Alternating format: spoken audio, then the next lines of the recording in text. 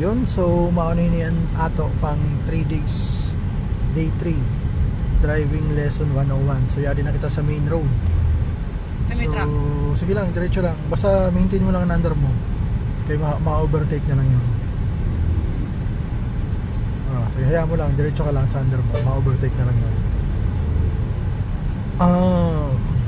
So yun lang so kasimple. Dili na kita magbut nga ka, dili doon kita ho. So dili kita sa main road na kay kaya naman paandar. So kaya na sa mga basic na patiko-tiko. Anahan mo, dagdagan mo na under mo. Masyadong mabagal kita para sa sasakyan. Mga 40 goods na yun.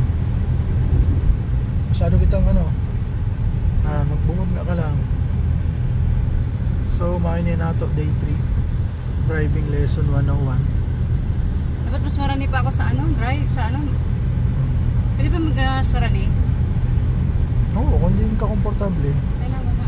Pero dapat bago ako mag-adjust sa mga inkudan, bago mag-andar. Pag naka-andar na, hindi na doon pwede doon na lang kita mag-adjust sa pag-stop na ito sa unahan. Nirog sa niyo, 40 and andar, goods na yun. So maya diyan day 3 na to. So una sa highway na tayo, main road.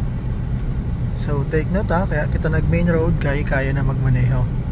Ibig sabihin, di rin na nadidistract sa mga nakakasalubong, sa mga nag-overtake. So kaya kita nag main road. So yun,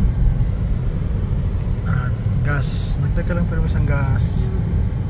Ayaw man sa sobrang bagal, mga 40 goods na yun. Ay shucks, meron sige na.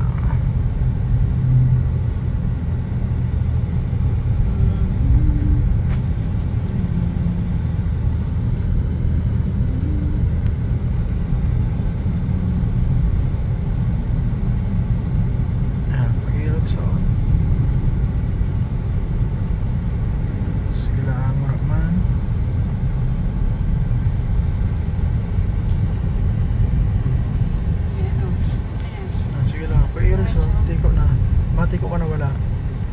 Lalay lang sa brake. Tiko wala. Lalay sa brake ka, brake na. Brake na. Sige wala. Sige, to. Nice. Tapos wala. Then gas. Nga, tapos gas ka na. Yan, nice na. Niraglas ang kasimple. So, good job.